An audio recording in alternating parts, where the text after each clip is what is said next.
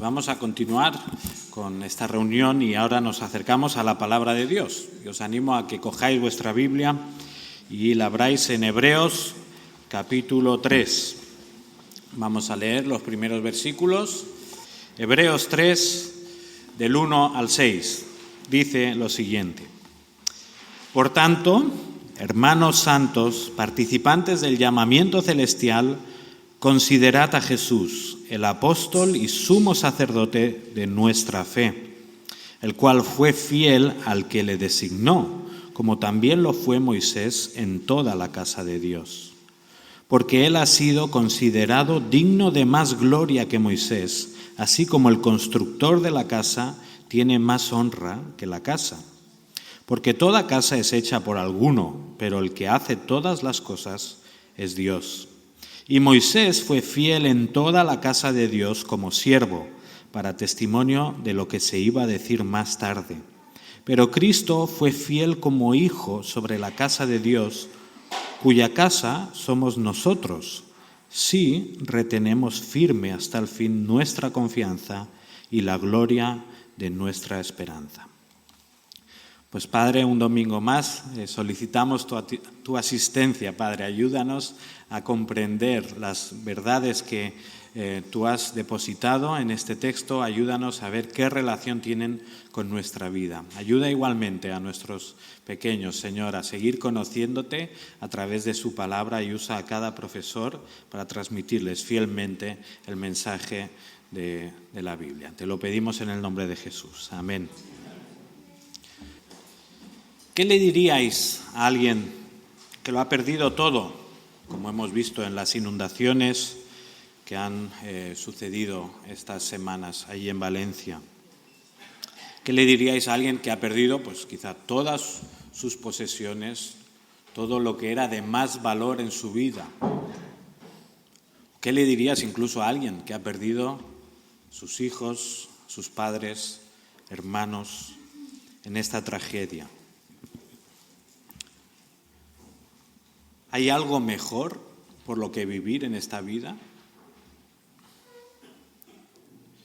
¿Qué le dirías también al padre que en los entrenos de su hijo se le pasa gritando para que su hijo sea mejor futbolista y de aquí a unos años le saque de pobre?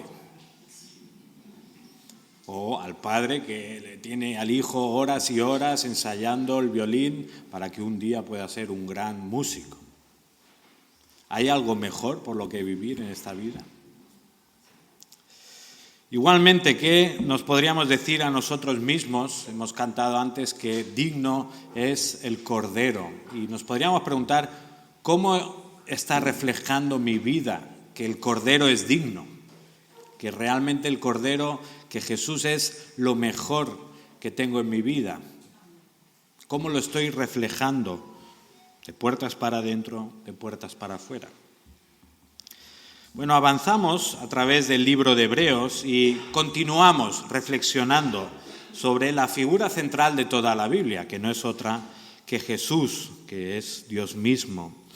Y hasta ahora hemos podido ver en estos primeros capítulos cómo se nos ha mostrado a un Jesús muy elevado, un Jesús mucho mejor que los ángeles, un Jesús divino, en el primer capítulo, y también se nos ha mostrado aquel Jesús que por un poco fue hecho menor que los ángeles, que se hizo como nosotros, se hizo un ser humano, se hizo hombre, que participó de carne y sangre para salvarnos.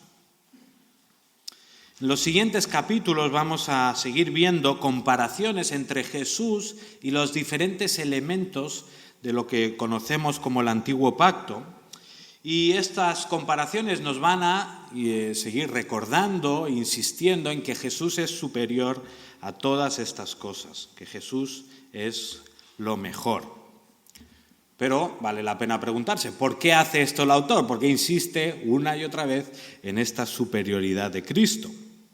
Bueno, como ya hemos dicho varias veces estos domingos, esta carta va dirigida pues, a un grupo de cristianos, probablemente de trasfondo judío, que por causa de la fe estaban sufriendo pruebas duras. Y tal era el sufrimiento pues, que llega al punto en que se plantean si pues, se han equivocado, Si realmente antes estaban mejor, cuando estaban en el antiguo pacto, con sus sacrificios, con sus historias, se plantean incluso volver, dejar a Jesús y volver al antiguo pacto. El autor lo que quiere es insistir una y otra vez: no volváis atrás, perseverad en Jesús, porque Él es mejor que todo lo que el antiguo pacto puede ofrecer. Y los versículos que vamos a reflexionar en esta mañana nos muestran que Jesús es totalmente superior al que podríamos decir la persona más importante de este antiguo pacto, del Antiguo Testamento, a Moisés. Es decir, que Jesús es mejor que el mejor de los mejores de nosotros. Jesús es lo mejor. Y explicándonos esto, insistiendo en esto, nos anima a perseverar en nuestra fe considerando a Jesús. Y lo primero que hace este pasaje es invitarte a ti a considerar a Jesús. Versículo 1 y 2 dice: por tanto, hermanos santos, participantes del llamamiento celestial, considerad a Jesús, el apóstol y sumo sacerdote de nuestra fe, el cual fue fiel al que le designó, como también lo fue Moisés en toda la casa de Dios.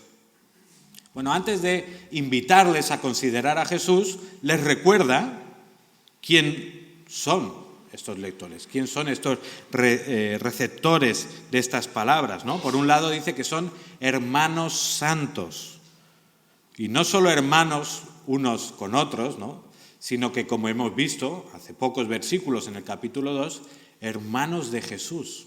Esta imagen tan bonita y tan preciosa: Jesús es nuestro hermano mayor. Entonces, el autor está escribiendo a esos hermanos santos, hermanos de Jesús, que además, como dice después, son participantes del llamamiento celestial. Algo tremendo. Esta comunidad de personas, entre las que había algunas dudando de su fe, de si seguir o no seguir a Jesús, son recordados de su estatus delante de Dios. Y sin duda, en tiempos de dificultad, en tiempos de prueba, es necesario que recordemos quiénes somos delante de Dios, que tengamos claro cuál es nuestra identidad en Cristo. Pero habiendo recordado esto, entonces el autor les invita a considerar a Jesús. Y como digo, esto no es sorprendente, porque todo este libro, toda esta carta, una y otra vez nos está invitando a considera a Jesús, piensa en Jesús, obsérvale, medita sobre él. Considera a Jesús. Para perseverar en la fe, para no caer, para no apartarnos, es necesario que una y otra vez estemos considerando a Jesús. Pero bueno, vale la pena entonces que ahora definamos qué es esto de considerar, ¿no? Hoy en día decimos que alguien es muy considerado cuando ¿qué? Cuando es amable, ¿no? Cuando piensa en los demás antes que en sí mismo, cuando es atento. Bueno, considera a Jesús. ¿Qué debe significar? Bueno, pues debe significar detente, piensa, medita, reflexiona, date cuenta de quién es Jesús, pero no solo eso, actúa en consecuencia. La invitación del autor de Hebreos, la invitación de toda la Biblia, no es simplemente a que pienses y ya está, ¿no? A que te hagas tus esquemas mentales y te hagas tus ideas y se queden allí, sino que considerar lleva esa connotación de, vale, piensa en eso, pero actúa en consecuencia. Deja que toda esta información que puedes ir acumulando sobre Jesús, ¿no? Bueno, quién era, dónde nació, cuándo vivió, qué es lo que enseñó, pues toda esta información tiene que tener un efecto en tu vida. Para dar más contenido a esta consideración, el autor da 2 títulos a Jesús, que con estos 2 títulos un poco resume lo que se ha visto hasta ahora en la carta. Por un lado, llama a Jesús el apóstol le llama el apóstol. No sé si lo habíais leído en alguna otra parte en la Biblia, Jesús como apóstol. No lo habías leído porque es el único lugar en que se le refiere de esta manera. Jesús como nuestro apóstol. Claro, si pensamos un poco en lo que significa apóstol, pues ya sí que podemos empezar a pensar en otros pasajes que nos muestran esa faceta de Jesús. Porque, ¿qué significa apóstol? Enviado. Aquí hay muchos estudiantes, así que dejo que lo respondáis vosotros. Enviado, ¿verdad? Un apóstol es un enviado. Cuando pensamos en los 12 apóstoles, ¿cuál era la diferencia entre los 12 apóstoles y los 12 discípulos? Bueno, pues que cuando eran apóstoles ya habían sido enviados, ¿verdad? Ya habían sido capacitados por Dios y habían sido enviados. Pues aquí se nos describe a Jesús como el apóstol, como el enviado. Claro, ¿enviado de parte de quién? Enviado, Jesús sabemos que es enviado de parte de Dios. ¿Nos lo inventamos esto? Por supuesto que no, la palabra lo dice. Por ejemplo, Primera de Juan 4:9. Dice, en esto se mostró el amor de Dios para con nosotros, en que Dios envió a su Hijo unigénito al mundo para que vivamos por Él. Jesús es nuestro apóstol en el sentido de que Jesús ha sido enviado para nosotros y de alguna manera Jesús representa al cielo en la tierra. Jesús es el enviado del cielo en la tierra, en medio nuestro. Igualmente, también pensamos en este segundo título que se le atribuye a Jesús, que ya ha aparecido anteriormente, que ya comentamos la semana pasada. Jesús como el sumo sacerdote, es decir, como el que representa a sus hermanos delante de Dios. Jesús fue hecho en todo como nosotros para llegar a ser un fiel y misericordioso sumo sacerdote. O sea, que es decir, que Jesús se encarnó para representarnos delante de Dios. Entonces, con estos dos títulos, apóstol, sumo sacerdote, ya el autor nos está haciendo a pensar en estas dos vertientes de Jesús, enviado del cielo, representante nuestro. Y estas dos realidades nos tienen que ayudar a lo que ha dicho, considera a Jesús. El autor sigue hablando sobre Jesús y empieza a referirse a que él fue fiel al que le designó, al que le constituyó, es decir, él fue fiel al Padre, fue fiel a Dios y lo compara con alguien. ¿Con quién lo compara? Con Moisés. Dice que también el cual fue fiel en toda la casa de Dios. Probablemente el autor tiene en mente un pasaje como Números 12:7, donde Dios de alguna manera está defendiendo o reivindicando a Moisés de las críticas del pueblo, de otros líderes, y dice el Señor, no así con mi siervo Moisés, en toda mi casa él es fiel. Qué bonito que el Señor pueda decir de alguien, él es fiel. Pues Moisés, de parte de Dios, fue considerado como fiel. Y seguimos avanzando en los próximos versículos, vamos a ver más esta comparación entre Jesús y Moisés y sobre todo vamos a ver el contraste y la diferencia que hay entre Jesús y Moisés. Pero este versículo 2 quiere resaltar que, al igual que Moisés, Jesús fue fiel. Jesús cumplió el llamado, las órdenes, los designios que el Padre le había entregado. Por tanto, el autor nos hace esta invitación. Considera a Jesús, a este apóstol, a este sumo sacerdote de nuestra fe, al que fue fiel en todo. Y la primera pregunta que nos tenemos que hacer todos en esta mañana, ¿estoy haciendo esto? ¿Estoy considerando a Jesús en medio de todo el vaivén de tu vida, en medio de la rutina, del estrés, de los agobios, de los problemas?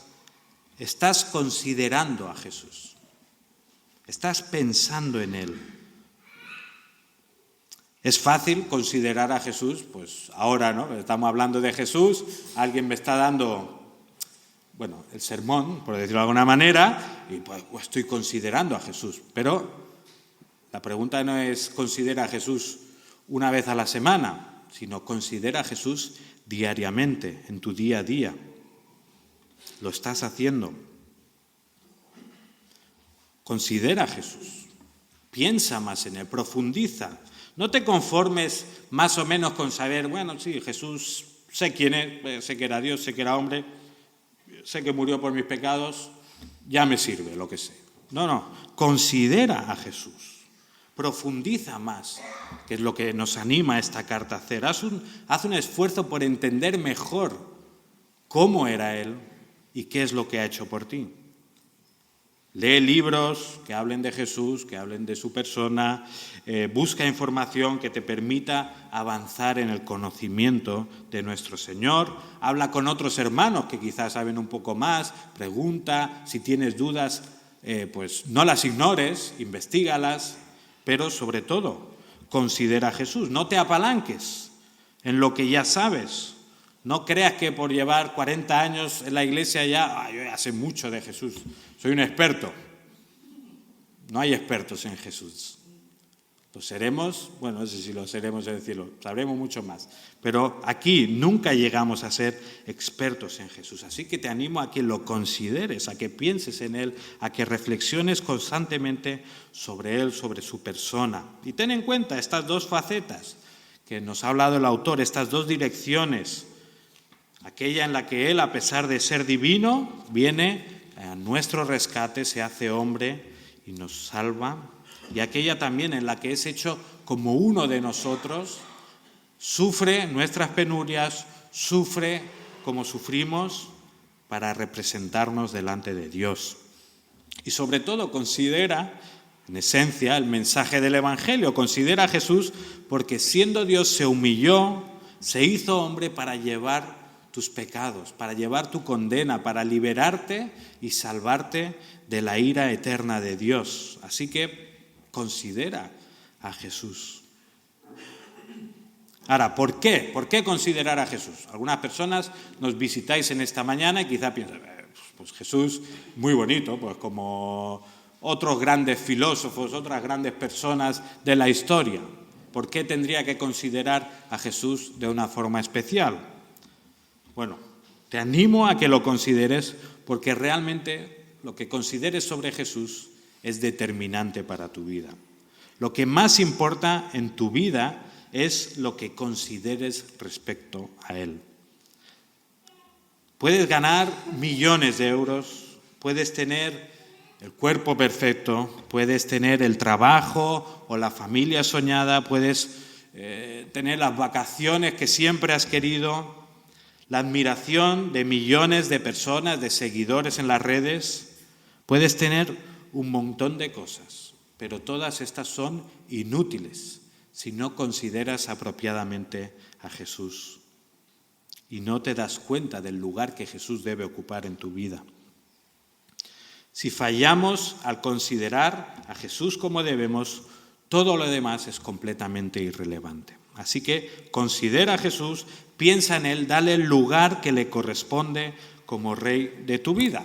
Y eso es lo que Él quiere, eso es lo que Él ora incluso al Padre, ¿verdad? Que la gente se dé cuenta de quién es Jesús, que la gente pueda contemplar, como dice en Juan 17:24, dice, Padre, quiero que los que me has dado estén también conmigo donde yo estoy, dice, para que vean mi gloria. Existes para ver la gloria de Jesús. No hay otro propósito principal en tu vida. Si existes, si estás hoy aquí, si eres de carne y hueso, existes para ver la gloria de Jesús. Así que no pierdas el tiempo con otras cosas. Seguimos adelante y a continuación vamos a ver cómo este autor va a seguir con esta comparación entre Moisés y Jesús, demostrando que Jesús es totalmente superior a Moisés. Sin embargo, vale la pena parar un momento y preguntarse por qué es necesaria hacer esta comparación. ¿Alguno de vosotros alguna vez ha tenido la tentación de considerar mejor a Moisés que Jesús?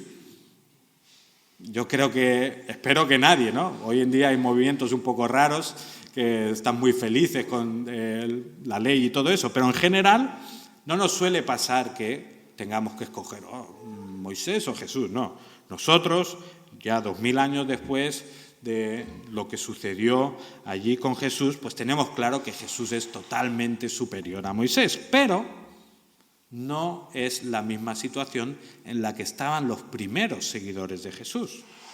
Tenemos que entender que el pueblo de Dios llevaba siglos y siglos y siglos con la ley de Dios, y eso era lo más grande que tenían. Eso era lo que Dios les había llamado a guardar, a atesorar. Y Moisés ocupaba un lugar prominente, como aquel que había sido especial en este proceso en el que el pueblo de Dios pues recibía esta ley de parte de Dios.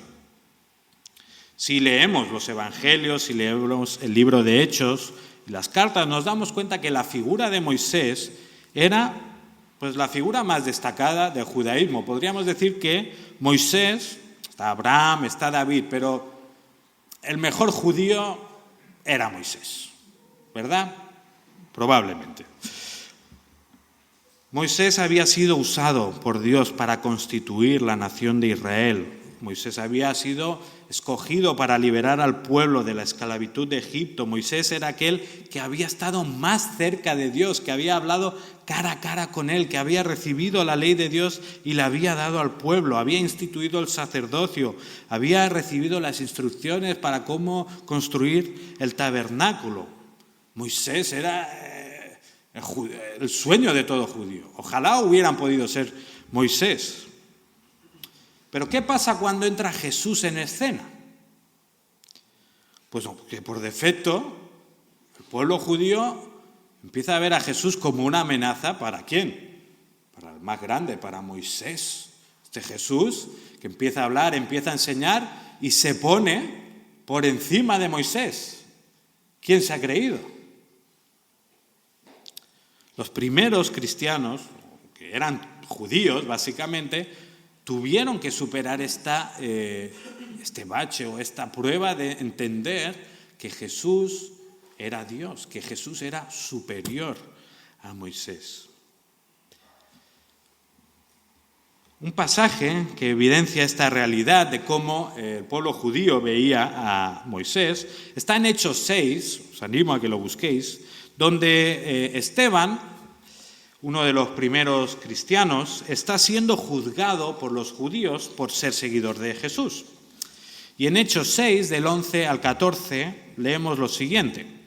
Dice, entonces, en secreto, persuadieron a algunos hombres para que dijeran, le hemos oído hablar palabras blasfemas contra Moisés y contra Dios. Y alborotaron al pueblo, a los ancianos, a los escribas, y cayendo sobre él lo arrebataron y lo trajeron en presencia del concilio. Y presentaron testigos falsos que dijeron, este hombre continuamente habla en contra de este lugar santo y de la ley, porque le hemos oído decir que este nazareno, Jesús, destruirá este lugar y cambiará las tradiciones que Moisés nos legó. Imaginaos cómo el pueblo de Dios consideraba a Moisés, ¿no? Casi que se olvidaban un poco de Dios, incluso, ¿no? Porque este Jesús es una amenaza contra las tradiciones que Moisés nos dio. Y al principio dicen, blasfemas contra Moisés y contra Dios. O sea que nos queda claro, ¿verdad? Moisés era muy importante para los judíos. Pues habiendo entendido esta posición tan alta que Moisés tenía entre el pueblo de Dios, podemos ahora acercarnos a los versículos 3 al 6 y apreciar de una forma más realista esta comparación y este contraste que el autor, divinamente inspirado, está realizando. Y este contraste nos muestra que Jesús es superior a Moisés a través de dos ilustraciones. Primera ilustración, el constructor y la casa. Versículo 3. Hablando de Jesús, porque él ha sido considerado digno de más gloria que Moisés, así como el constructor de la casa tiene más honra que la casa, porque toda casa es hecha por alguno, pero el que hace todas las cosas es Dios. Por un lado, el autor nos deja claro que Jesús es más glorioso que Moisés, de la misma forma que un constructor es más glorioso que la casa que construye. Claro, hoy en día quizá nos cuesta un poco entender esta comparación, porque hoy los bienes inmuebles tienen tanto valor que casi se pagarían más por una casa que por una persona. Depende de la persona y depende de la casa, ¿no? Dice aquí que un constructor tiene más honra que la casa que construye. ¿Tú sabes quién construyó tu casa? ¿Qué honra le estás dando al que construyó tu casa? A no ser que te la hicieras tú mismo, pocos sabemos, ¿verdad?, quién la hizo. Bueno, no es el caso en ese tiempo. Ahí tenían claro que el constructor tenía más honra que la casa. Hoy podríamos pensar, por ejemplo, en la Sagrada Familia, este edificio tan grande y tan precioso. ¿Quién tiene más honra, el edificio o el que lo diseñó, Gaudí? Quizá Gaudí podríamos decir, ¿no? Bueno, no lo sabemos, depende de la persona, ¿no? Es igual. En esa época tenían claro, el constructor tiene más honra que la casa. Pues esto es lo que quiere decir básicamente el autor. Jesús es más glorioso que Moisés porque Jesús es el constructor de la casa de Dios. Moisés es parte de esa casa, tiene cierta honra, pero en ningún caso se acerca a la honra y la gloria del constructor de la casa. Fijaos también cómo el argumento del versículo 4 otra vez nos está apuntando una vez más hacia la realidad de que Jesús es Dios. Primero se nos dice que Jesús es mejor que Moisés, igual que un constructor es mejor que la casa que construye. ¿El constructor quién es? Jesús. Y Moisés es parte de esa casa. Después se nos dice, toda casa es hecha por alguno, pero el que hace todas las cosas es Dios. Aquí se reconoce que Moisés tuvo su importancia. Mi cuñado me está mirando porque es arquitecto y está disfrutando de hablar de estos temas. Pero aquí lo que vemos es que Moisés tuvo su importancia en esa formación de la casa de Dios, pero en última instancia el que hace todas las cosas, el constructor, es Dios, es Jesús, como se nos ha dicho. Moisés colaboró con los planes de Dios, contribuyó grandemente al desarrollo de la nación, pero lo que tenemos que tener claro es que detrás de cada gran hombre de Dios, el que está actuando y obrando es Dios mismo. Él es el constructor de su casa. Por cierto, vale la pena también que aclaremos a qué nos estamos refiriendo con la casa de Dios. ¿De qué nos suena esta frase? La casa de Dios, la casa de Dios. La iglesia, ¿no? Aquí normalmente decimos, la casa, estamos en tu casa, Señor, estamos... Bueno, hay un poco de mezcla. Cuando en la Biblia leemos sobre la casa de Dios puede tener esa connotación de el tabernáculo o luego el templo, ¿no? Era de alguna manera la casa de Dios, el lugar donde reposaba su gloria, donde el pueblo se podía encontrar con él de una forma especial. Pero es cierto que este término es bastante más amplio en la palabra de Dios y la casa de Dios también puede ser entendida pues, como el pueblo de Dios, que durante un tiempo fue la nación de Israel, pero que posteriormente ya podemos estar hablando del conjunto de los cristianos o de los hijos de Dios de toda la historia. Eso es la casa de Dios. Pues el constructor de su pueblo, el constructor de su casa es Jesucristo, es Dios mismo, y por eso Jesús es superior a Moisés. Por otro lado, el autor usa otra ilustración para hacernos entender la grandeza de Jesús en comparación con Moisés. Versículo 5 dice, y Moisés fue fiel en toda la casa de Dios como siervo para testimonio de lo que se iba a decir más tarde. Pero Cristo fue fiel como hijo sobre la casa de Dios. Moisés fue un siervo fiel en la casa de Dios. Cristo fue fiel como hijo. ¿Qué es mejor, ser el siervo o ser el hijo? Bueno, depende del padre también, habría que decirlo, ¿no? Pero en este caso, como el padre es Dios, ¿qué es mejor, ser el siervo o ser el hijo? Ser el hijo es mejor. No hay ninguna duda que ser el hijo de la casa es totalmente mejor que ser siervo en la casa. Y cuidado, no es que ser siervo de la casa sea malo, ¿vale? El término que se usa aquí para hablar de Moisés como siervo no tiene ninguna connotación peyorativa ni como si fuera un insulto. Moisés solo era un siervo. No, al revés. Más bien, se está refiriendo a un siervo, a un buen siervo, a alguien con, de hecho, pues privilegios, con prestigio, un siervo voluntario. O sea, el autor está destacando la figura de Moisés. Y es verdad, Moisés fue esta clase de siervo. Fue un siervo fiel a Dios, fiel en lo que le habían encomendado y cumplió ese encargo que Dios le dio para trabajar con su pueblo. Y el ser fiel a su llamado no es que fuera un camino de rosas. Cualquiera que haya leído Éxodo, cualquiera que haya leído hasta Deuteronomio sabe que pues, Moisés como líder sufrió lo suyo, por decirlo de alguna manera, ¿verdad? Una y otra vez el pueblo se volvía contra él, contra Dios, le reclamaba, ¡ay, ¿por qué nos has sacado de Egipto con lo bien que estaba allí, con los pepinos, los melones, con lo bien que comíamos en Egipto? Éramos esclavos, pero se estaba muy bien. Y ahora estamos aquí en el desierto. Pues Moisés aguantando esto años y años.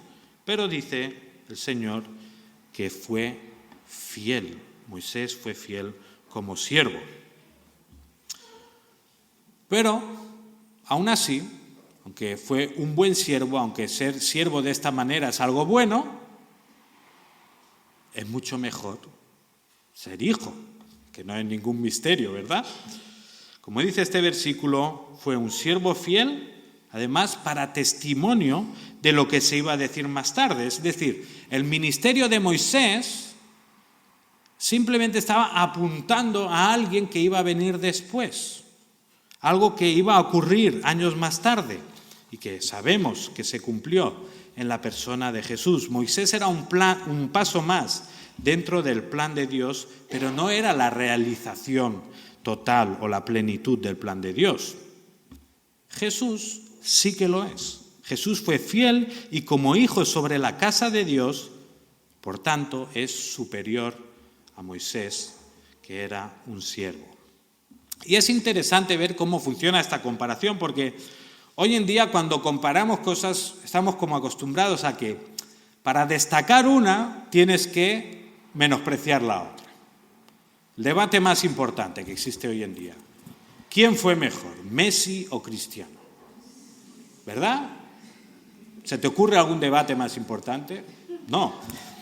En verdad no hay debate, todos sabemos quién fue mejor, no os lo voy a decir. Pero, ¿cómo hace la gente? ¿Qué suele hacer la gente? Para destacar a uno empiezan a listar las debilidades del otro. Por ejemplo, quieren criticar a Messi. Es que le han regalado el Mundial, le han regalado el Balón de Oro, es un enano, etcétera, etcétera. Para destacar a uno, ¿qué tienen que hacer?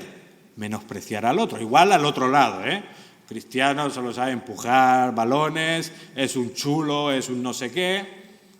Para destacar a uno, tienen que menospreciar al otro. Esta comparación que está haciendo el autor de Hebreos no funciona de esta manera. Funciona al revés. Lo que está haciendo el autor es destaco a Moisés, le llama el siervo fiel, y luego dice Jesús muchísimo mejor. O sea, elevo a Moisés, pero es que Jesús está infinitamente por encima. Moisés fue un siervo fiel, pero Jesús es el Hijo que fue fiel en la casa de Dios. Bien podría el autor, ¿verdad?, haber hecho énfasis en alguno de los pecados de Moisés, porque aquí hablamos de que Moisés fue fiel, que soportó mucho, pero Moisés mató a alguien, eso para empezar, ¿no? Luego un poco cobarde, ¿no? Cuando el Señor le llama, busca más excusas que tus amigos cuando quieren quedar contigo. O no, al revés, cuando tú quieres quedar con ellos, ¿no? Moisés, luego, pues también sabemos que falló al Señor y falló al pueblo. Pero aún así, el autor no escoge destacar todas esas maldades de Moisés para destacar a Jesús, sino que hace al revés. Eleva a Moisés para luego elevar a Jesús por encima de todo. Jesús es mucho mejor. ¿Qué tenían que entender este grupo de cristianos de origen judío que se están planteando volver atrás, que estaban planteando si realmente valía la pena seguir a Jesús? Pues tenían que plantearse lo siguiente: Jesús era mucho mejor que la mayor de sus referencias. Jesús era mucho mejor que Moisés, el que tenían en un pedestal. Para ellos quizá Moisés estaba en la cúspide, pero tenían que darse cuenta que Jesús estaba mucho por encima. Porque Dios, porque el constructor de la casa, porque el Hijo de Dios es mejor que Moisés. Estaban tentados quizá a volver atrás porque estaban sufriendo y porque quizá en el antiguo pacto se sentían cómodos. Tenemos la frase, ¿no? Mejor malo conocido que... qué bueno. Yo decía que peor por conocer. Bueno, no, pues es que bueno por conocer. Bueno, pues un poco eso, ¿no? Conocían el antiguo pacto y quizás se sentían más cómodos ahí. Quizás se sentían más seguros y que ahora que estaban disfrutando en parte del nuevo pacto, tenían miedo. El autor quiere recordarles, no, Jesús es mejor que lo que vosotros teníais como mejor. En este caso, Moisés. De la misma forma, tú y yo estamos llamados a entender que Jesús es mucho mejor que Moisés. Ahora, quizá eso no nos importa mucho, porque como he dicho, para nosotros Moisés no es un buen hijo de Dios, pero ya está. Pero quizá nosotros tenemos que darnos cuenta de que Jesús es mucho mejor que cualquier referencia o cualquier valor central de nuestra vida antes de conocer a Dios. O sea, tú y yo estamos llamados a desprendernos de cualquier cosa que pueda amenazar la supremacía de Jesús en nuestra vida. Jesús es mejor para nosotros que lo mejor que nosotros podríamos considerar para nuestra vida. Jesús es mejor que nuestros padres, mejor que nuestra familia, mejor que nuestros mentores, que nuestros jefes seguro, ¿verdad? Jesús es mejor que cualquier persona a la que admiramos.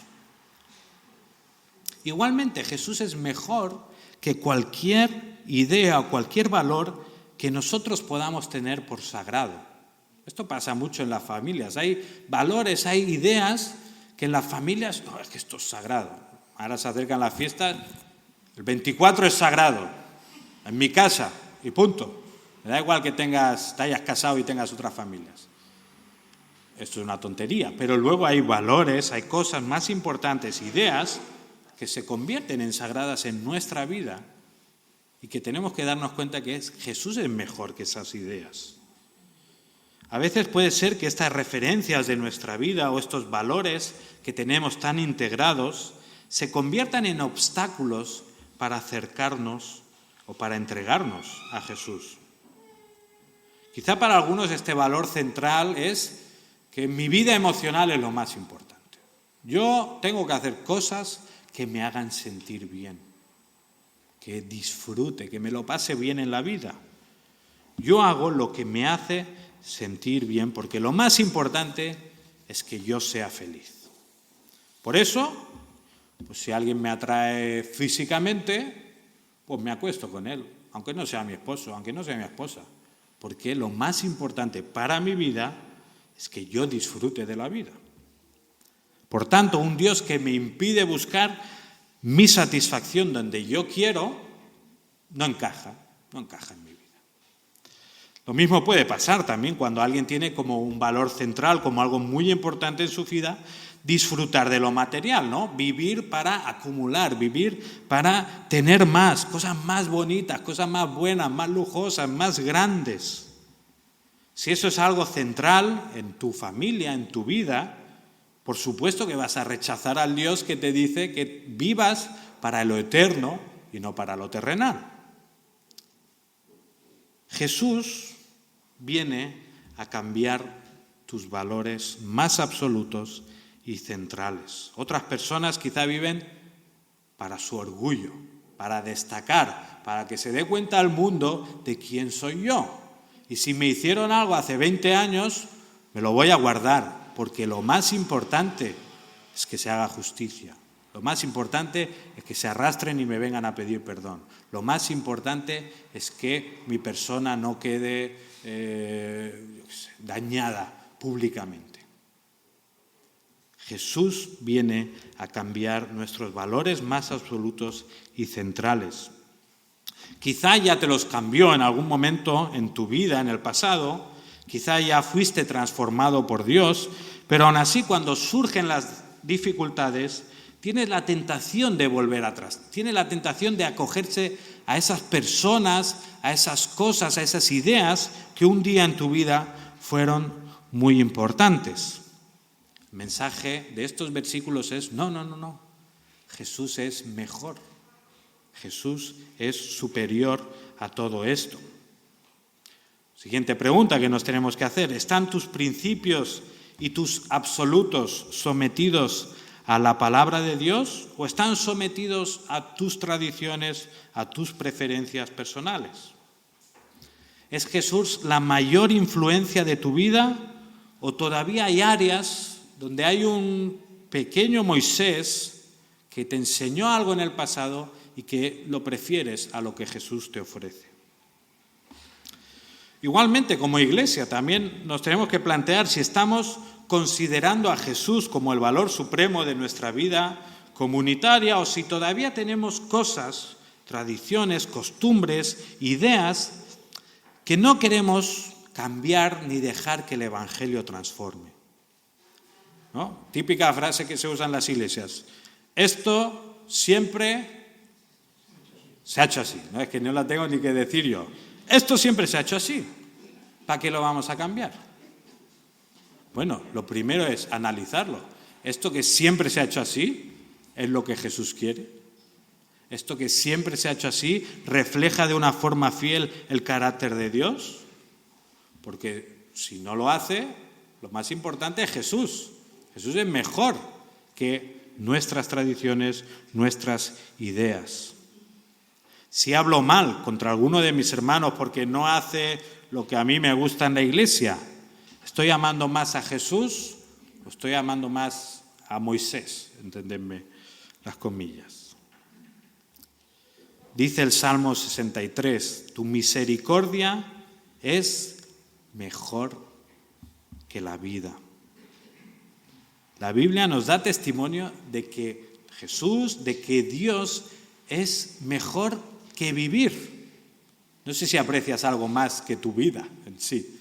No sé si lo que más te da miedo en esta vida es morir. Pero la Biblia te dice que lo mejor es Dios, incluso mejor que la vida. De la misma manera, Jesús es lo mejor para tu vida.